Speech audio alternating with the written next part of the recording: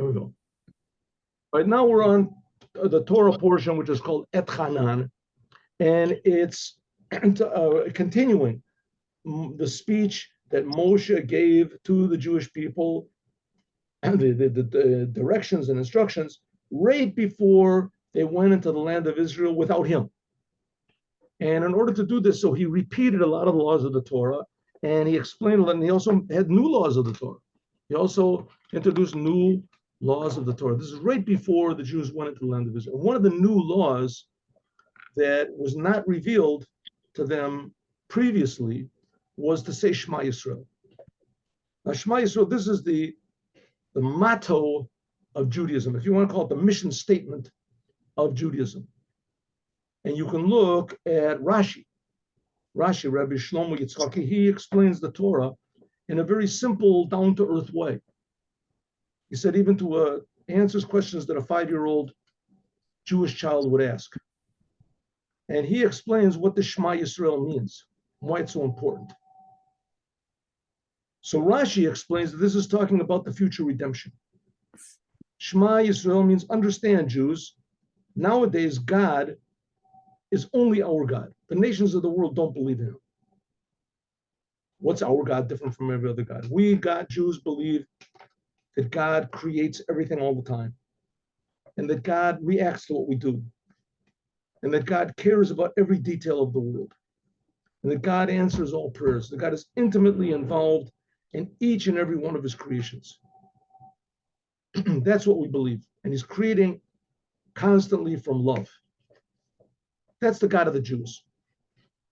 In addition to the things that others believe that God is far away, he's infinitely, but according to Judaism, God is infinitely further away from our comprehension than any other religion believes. But on the other hand, he's also infinitely close to us. That's why that's part of being far away. In other words, it doesn't make any sense. How can he be, God is so great, how can he care about what each and every person does? But right now, God is only our God. Shema Yisrael, listen, Jews, Hashem Elokeinu, God is only our God. This is what Rashi says.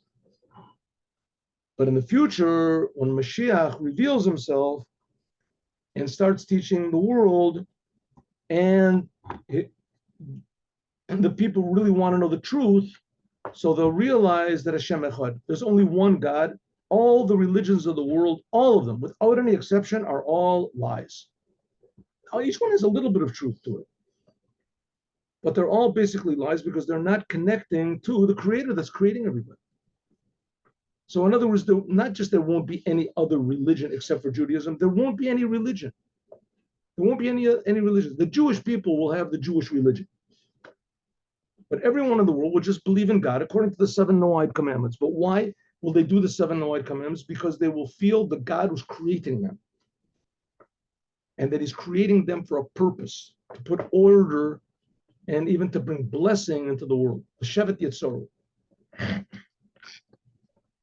Okay, so let's go. That's what Rashi says. But in order to embody this thing, in order to really make this serious, I'm going to go out and I'm going to work on the non-Jews and everything. That's a little bit sort of easier. What about working on ourselves? What are we supposed to do? Shema Yisrael, we're supposed to understand, we're supposed to think that God is our God, that this God that's creating the world, and that he cares about each and every one of his creations, and that each creation has a connection to every other creation. And this is all according to the Torah. You have to think very deeply into this thing. And thinking about it is not enough. Because you could think about it and explain it and understand it. But here we're saying that he has to be our God. What does it mean, our God? That we feel the only thing we have, all of our life, all of our being, comes from the same God who took the Jews from Egypt and gave them the Torah. And there's our physical life in this world and the pleasures that we get from the world and our identity that we have and our accomplishments and etc. Everything that we have is just only an aspect of God. Therefore, it should be according to the Torah. But to feel this, you have to feel this. Okay, so let's see how we do this. Here we go. Shema Yisrael, and that's the motto of Judaism. That's the whole thing of Judaism. Shema Yisrael means the mission statement of Judaism is that every Jew must think about God and how the infinite creator of the universe is our God. That's our power, that's our life, that's what it means to us. I think I told you this probably 50 times, but I'll tell you it again. A lot of people write to me, I'm an atheist, and I write back to them, there's no such thing as an atheist. It doesn't exist. You believe in God. You just think that you're God. What is God? God is reality. God is reality. God is what makes me decide what I'm going to do, makes me make my decisions. According to what living principle am I going to make my decision? What's the most important underlying axiom in reality to me? What that causes me to make my choices? So the answer to that is a person that says he's an atheist, it means that his reality is not that there is no reality. His reality is himself. My ideas, subjective reality, objective, whatever you want to call it, but he believes that he himself is God. He's calling the shots, he knows what is. Which is a good reason for that, because that's the way God creates us, that we should feel only ourselves. It's a hard work to feel God. Okay, Shma Yisroel, listen Jews, God is our God, God is one. It's a sentence in this week's Torah portion. But Tzorech Laban, we have to understand, Lama Yizkir, why does it mention 2 times over here? Yeah. Why does it mention?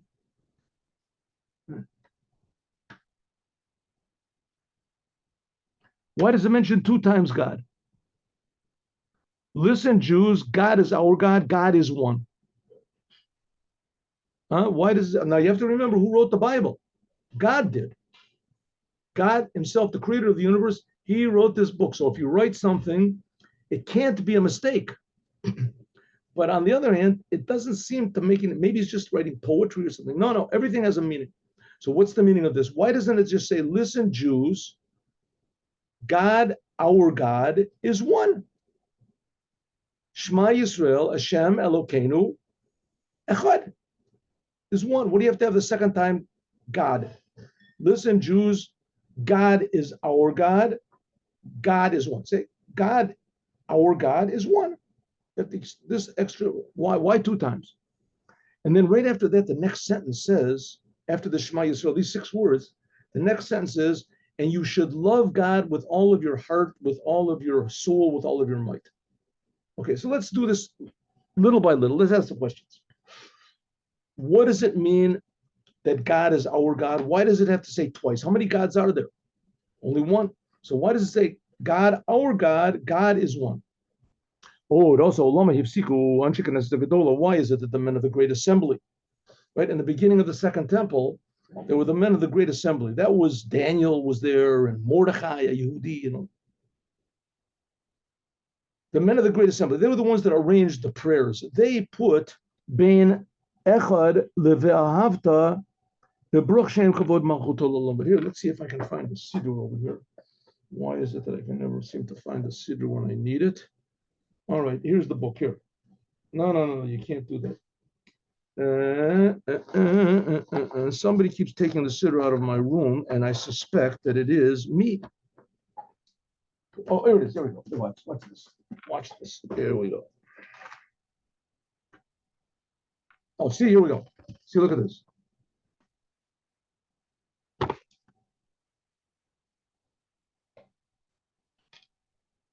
Excuse me. Shma Yisrael. Sorry, moving around. Hashem Elokeinu, Hashem Echad. That's the first sentence. The next sentence right after that is, I'm sorry I'm moving this thing around so much. Ve'ahavta, you should love God, your God, with all of your heart, with all of your might. Very unclear, huh? Maybe I'll make it closer. Would that help?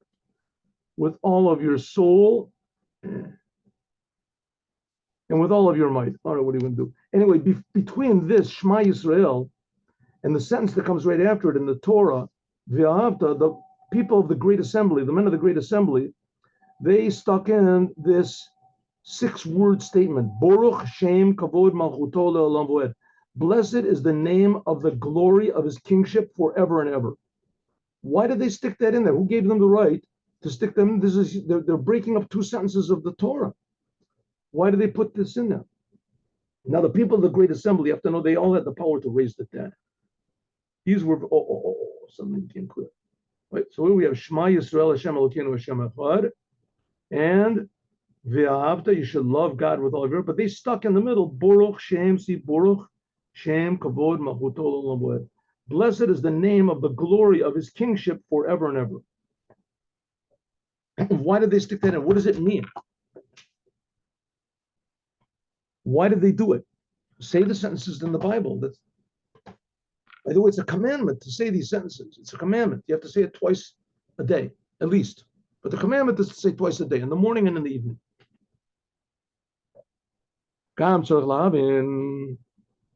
Oh, another thing we have to. So now we have two questions. Why does it say two times Hashem? Why does it say in the middle, Baruch Shem Kavod Malchuto L'Olam Vaed? Why did the rabbi stick that in between these two sentences? And also, Lahavim, we have to understand Perush, the explanation of the word Shma. Now, the word Shma means, like we said, to hear. It means also to understand, but it also means to gather up. To gather up. Lashon Asifa. Milashon Vayishama Shaul et Am. It's a sentence that King Saul, he gathered up the people. Begam, and it's also the language of Havana, that we already said, understanding. Okay, so here we have, like we said, the basis, the essence, the basic motto of Judaism is Shema Yisrael. Listen, Jews, God is one. And there's some very major questions that stick out over here. I mean, we have to know this if it's so important. What is it? And there was the Chida. The Chida was Reb Chaim Yosef David Azula. He was a pupil of the Or HaChaim. And he said that non-Jews should also say the sentence.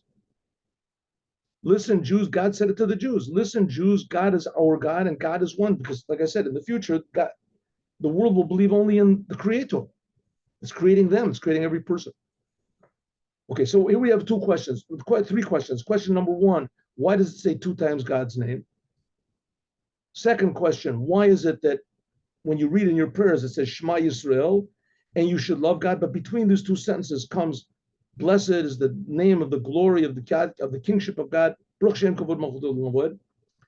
the third question is, the word Shema has three meanings to it. Shema means hear, Shema means gather, and Shema means understand.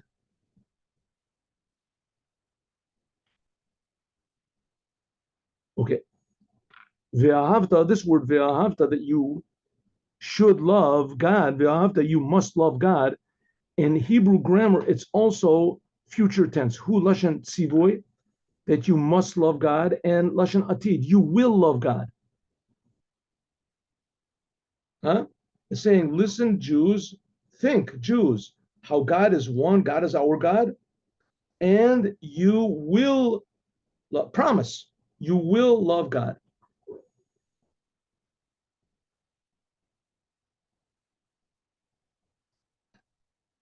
Shomer HaKatuv, the Torah is telling us that if you think very deeply, v'yavin, and you'll understand, Shavai Echad, that God is one, Yavo lebechinas ahava, then you'll come to love God. Lashon atid. That's the future promise. It's a promise. And not only will you'll come to love God, you'll come to love God three different levels of loving God, three more encompassing levels, with all of your heart, b'shnei yitzarecha, and then it says with all of your soul and with all of your might. Let's talk about this b'chol levavecha. Okay, it's known the question, how can you promise someone that they're going to love someone? Right? Try it and you'll love it. Right? Try, what is it, crunchy peanut butter, and you will love it. I tried it and I didn't like it. I didn't like it at all.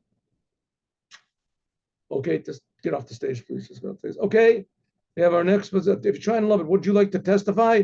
Yes, I tried it and I really loved it. See, you try it and you will love it. But the first guy says, but I tried it and I didn't like it. What are you talking about? Please, security, get this man removed. How can you promise someone they're going to love something?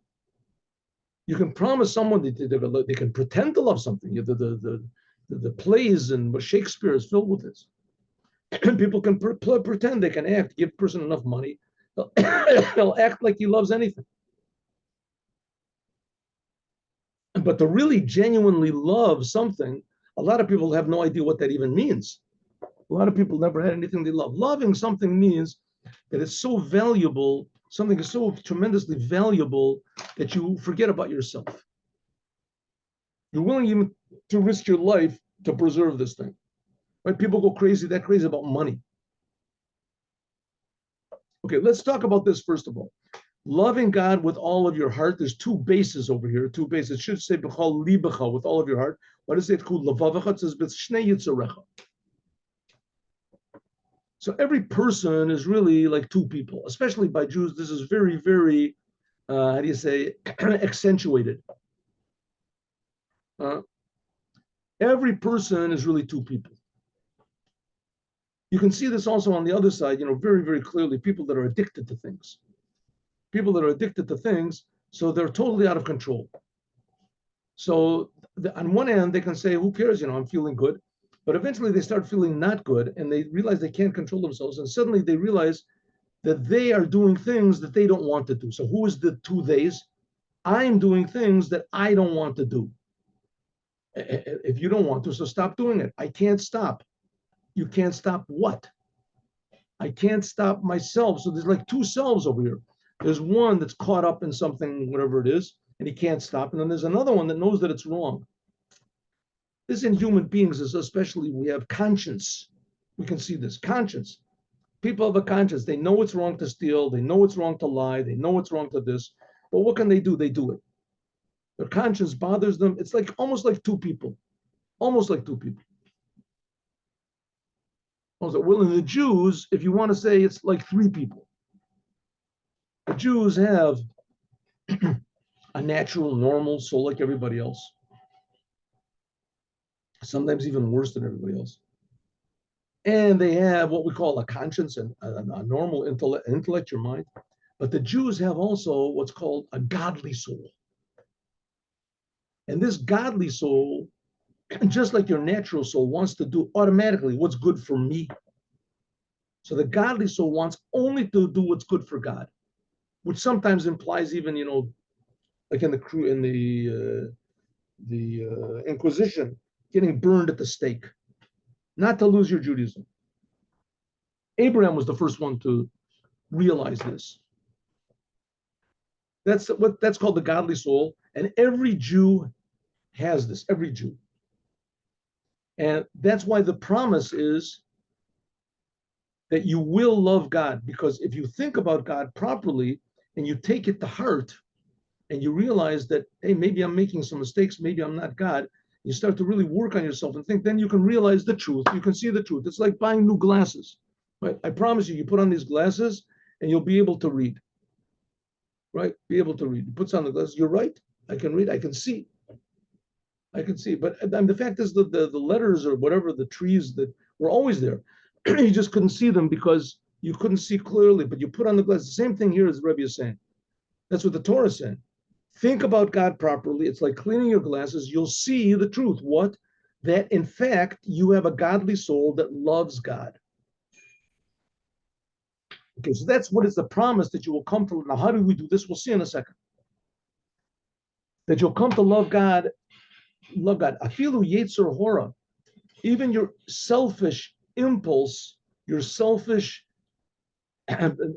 ego, who nichna will be subdued, ubatel, and will harmonize legabi ahavas Hashem, to love God.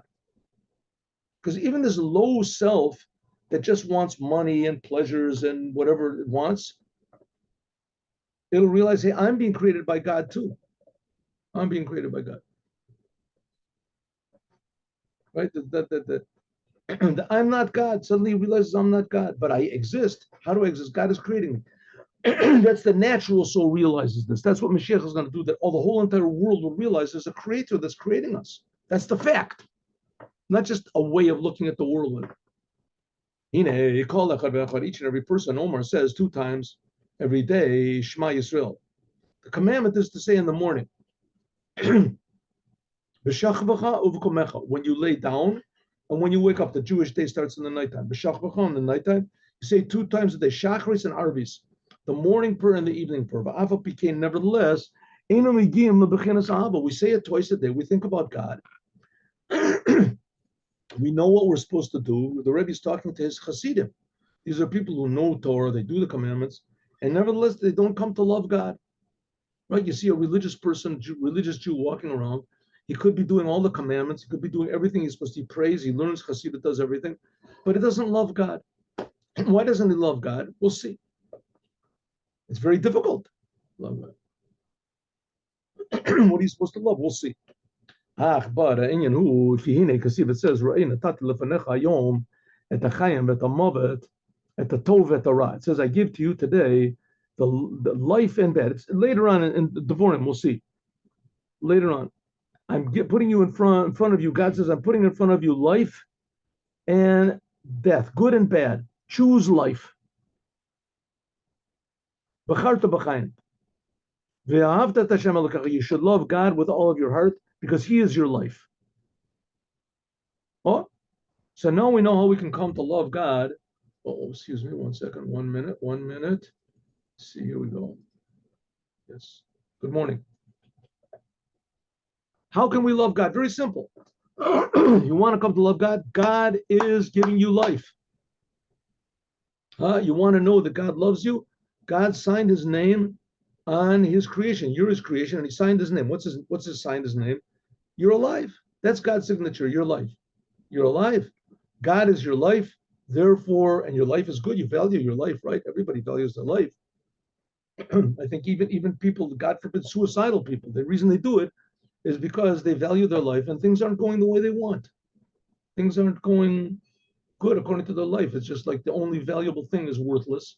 So therefore they figure why a life of pain, whatever, whatever the motivations are. But nevertheless, God is our life. So therefore, that's a good reason for a normal person to love God.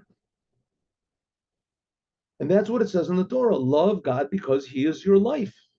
He is your life. Each and every person that wants to serve God, you have to know, first of all, that you're doing it, you should do it from your own free will. And therefore it says you should choose life. In other words, just don't do the commandments because your parents do it.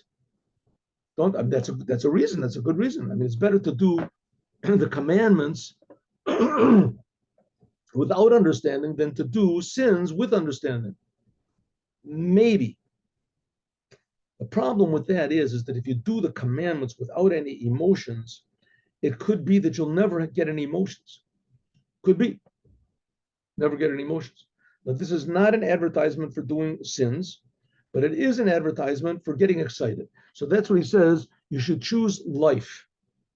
The Judaism is supposed to be alive, and it all depends on your choice. You have to choose life. So if you choose life, then you're going to choose Judaism, right? Not so simple. Tzarech Lavan says the Rebbe, every human being wants to live. Every person loves his life. And exactly the opposite. A person that loves life, he loves the opposite of the Torah. He wants to get pleasure from this world. You love life. Let's have a good time. Live it up. What does it mean? Live it up. Never a dull moment. Right? There's nightclubs and there's movies and there's excitement and there's whatever, street parties, and there's all sorts of stimulations that people stimulate themselves, and that's called being alive. And Judaism says, no. You want really life? Really life is keeping the Shabbat. What do I do? What am I supposed to do? That's life, just sitting at home, you don't do nothing. No, you go to the synagogue and you can pray. I don't like to pray. I don't want to pray. And I don't want to go to the synagogue either. And I don't want to be around people that think that that's a good thing to do. I want to live it up. So I don't understand what's going on. People want a life. What do they want to live? They want to see a good baseball game, a good soccer game, something, a boxing match, something that's called life. You want to do Torah mitzvahs, okay, you'll do Torah mitzvahs, but that's, something you do on the side, like planting flowers or something to make your house look nice. So how could it be written in the Torah that if you choose life, you're going to come to love God? Hello, Yetzer Hora, your Yetzer Hora, your selfish impulses. That's what loves life. So what's the Rebbe trying to say here? The point of Judaism is to be real. It's not just a religion where you do it because you want some reward that's going to be in the future, and it's worthwhile to make the investment now in order to get the future, the raising of the dead, whatever it is, they go to heaven. The Rebbe is saying the motto of Judaism is to love God. You have to have love. You have to have emotions. You have to feel loving God. You have to love God, just like people go out and party, whatever, and they love partying. So the obvious question is, how can you do a thing like that? Doesn't make sense. You go to a party and everybody says, "Oh, he's here," right? Your friend, everybody like when you come in and they clap their hands and you dance and they jump around. You do whatever you want to. That's enjoyable. What is there in Judaism to be enjoyable? How is the Rebbe? And the Rebbe is serious. Right? The Rebbe is really serious over here. And not only that, he's saying it's not just an option. Some people like this and some people like that. Saying that is the real true life. The other is not a true life. What does that mean? It's not true life. Well, how can you say a thing like that? So it says like this. Now we have to know what is called life. Here you can see if it says Vayomer Elokim Yerakia. When God created the world, He created. So if it means Judaism is trying to tell us that we have to look at all of reality in a totally different way than we're looking at now. And we have to know that what we see in reality, we're seeing, what do you want to call it, 1/100th of the picture. That 100th is very important. But because we only see so little of it, we're interpreting the whole business wrong. We're interpreting the whole business wrong. So let's see. I mean, it's not really that much different. Nowadays, there's a big question going on in the world. What is life? Is life just for pleasure, just for, is external? There's these people, there's too many people in the world. Too many people in the world is going to disturb me. Too many people, but every person is no, but if you have too many people and they won't have food and there's going to be this and all these, everybody's going to die and we have to get rid of people instead of trying to find a solution. What is life? Is life, all these big psychiatrists, I know we've been through this a lot of times, but they look at man like he's just a machine, evolution. We're just basically, amoebas that have developed. There's no real meaning, no depth to these things. And love is like, the dogs love the little puppies they give birth to. And you see there's attraction between these things. You see these videos of, of the deer saving her youth for a child from a wild fox. So there's also this attraction. People also have these tendencies. And this is the accepted opinion. This is the accepted opinion by psychiatry, by psychology. So the Rebbe is trying to say, no, we have to look at this whole business totally different. What is life? Is life something really intrinsically, essentially, infinitely valuable? If so, we're talking about a different type of life. Now here, that's not so. That's not so. We're not talking about going to heaven at all. We're talking about life in this physical world. What is life? Here we go. It says, when God created the world, so the Torah tells us that God created the world, right? So God created the world, and God said, Yerakia, let there be a firmament, the Mavdil, it should separate between the upper waters and the lower waters. Vayas Elokim et Rakia, and He made a division, and He separated between the waters which were under this firmament and the waters which are above the firmament. Two levels of reality. Reality which is lower reality, and reality which is upper reality. Now the Rebbe is not talking about going to heaven. Heaven is part of the lower reality. But we have to understand, why is this different than other Maimorim? Right? What it says, separate the heaven 2 times, says that God said, let us make a separation, and God made the separation.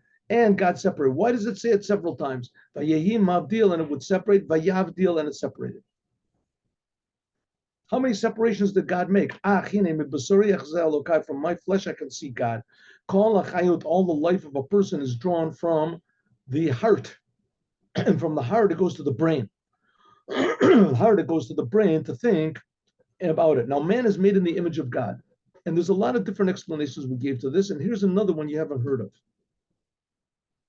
There is in man a thing called the diaphragm. The diaphragm separates between all the upper organs and the lower organs. The upper organs are the heart and the brain. The lower organs are the stomach, the whole digestive system with all the excretory system. So the heart and the brain, that's sort of like really the person. Thoughts go from the heart to the brain to think about them. Hine, zeu bechinas hamshachas chayas. This is drawing down spiritual life from the heart, that it comes down from this, a speech and thought. What you feel in your heart, it goes up to your mind, and then you express yourself. Again, also nimshach, it's also drawn from the heart, physical life, to all the limbs. Vehu adam, namely the blood. Blood comes from the heart to all of the limbs. From this, the flesh, person's flesh grows, right? You eat food. Why do you get fat when you eat food? Because the food goes into your stomach, and the nourishing things, whatever the fats, they go into your blood. And the blood that gets distributed around, and that's what makes a person fat. But Dom said this blood is made from the food, shemit parer, that gets refined, the keva in the stomach, the kaved and the liver. The hamuvchar, and the best parts of the food go to the heart, and the bad parts, the least choice parts of the food, that goes out. That becomes excrement, goes outside. This is divided by means of the parsha, by means of the diaphragm. Shemafseka is that it separates between the upper and the lower. Hainu chatzar hakaved. Chatzar hakaved is called the diaphragm.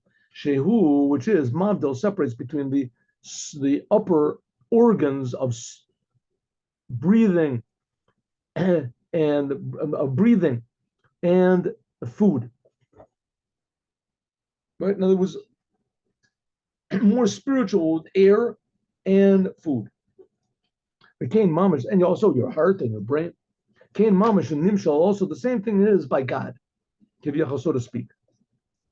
Just like in us, we have the diaphragm that separates the upper part from the lower part, also by God. Hine, because if it says Tzur Lavavi, it says it is the bundle of my heart. That all of the life, Nimshach Mimenu, is drawn. God is called Tzur. He's called the bundle of my heart. God is the bundle. Tzur Lavavi. He's the bundle. He's the bundle, the source of life. All the life comes from God. God is like the bundle, and from this bundle of life, right, comes all the life to the world. Like it says, like it says, God, you enliven everything. There is also two levels of life. One of it is life, and nikra bechinas mayim. This is what's called the upper waters. This is upper pleasures. Compared to this world, that's the angels, right? I said that the angels and everything, that's below the. Okay, it depends on how you look at it. If you look at it from God himself to the angels and all that, that's below the Torah. The Torah is the upper life. And the angels in the world are the lower life. But the difference between the angels and this world is the angels clearly recognize that there is God. Clearly recognize. And in this world, we don't recognize. It's called Yadiut Hametziut. This world, the angels, they clearly see that there is God. They don't know what God is, but they see clearly that there is God. So sometimes that's considered to be above the diaphragm, above this separation, this rikia. Okay, so when God creates the world, he's creating the world all the time, and he enlivens the world. He's sending the world two types of life force. Just like in a human being, there's the life force, which is in the heart and the brain and the lungs even. That's above the diaphragm. And then there's the digestive system with the excrement and things like that. That's below. So there's two types of life also that God gives to the world.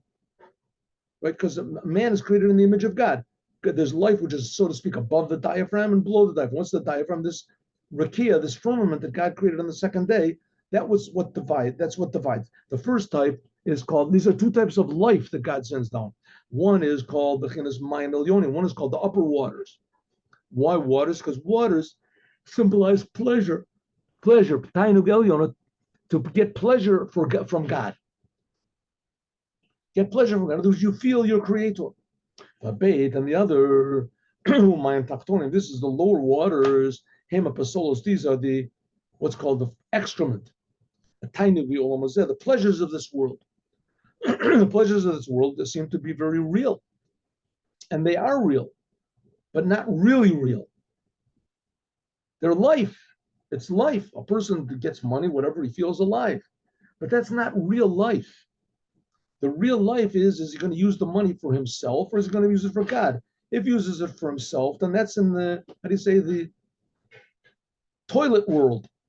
If he uses it for God, then that's in the real world. God is the source of life, so it makes sense you should use it from him, right? But on the other hand, God concealed himself in a way that it makes more sense to do it for us. So that's our big choice we have to choose. Either we choose the pleasures of this world, which the pleasures of this world doesn't mean that everybody goes out and worships, dances around this idol or something. It means you just enjoy the world. You just live for a good, peaceful life. That's all. Shenim shechim al yedei parsa, that this comes by means of the parsa of a rakia, mavdo, between the upper waters and the lower waters. That's what it means, choose life. If you choose the upper waters, then you're always going to feel responsibility. You're never going to be able to rest. If you choose the lower waters, then all you're seeking is just to rest. I have enough money, I have enough this, so that I can get along. Of course, it never really works out that way, because a person that gets money wants twice as much money. But nevertheless, that's the goal. That's what's called the tree of life. That's the upper water. The tainug elyon, and an upper pleasure. And he's disgusted by physical pleasures, which are the lower worlds, which is the tree of life, of good and evil. I mean, just think for a minute. A person that goes out and really has a good time, he goes to big parties and he takes drugs and everything. And the next day, what does he do? He's got nothing. What was left from all of his pleasures that he got? Absolutely zero. Absolute nothing. Maybe a hangover or something like that. All he can do is look forward that he wants to repeat it another time, but doesn't feel that he's really accomplished something, because who is he accomplished for? Himself. And that self from yesterday is just a memory, which is not the case if a person does something that's really good. He gives charity, he was honest, he was truthful. He did something truthful. Doesn't make any difference. It could be he's going to lose everything, but at least he did for the truth. How do you say these are the times that try men's souls? What's this shining there? It's coming from someone. There's a beam of light coming up. Someone. All right, anyway.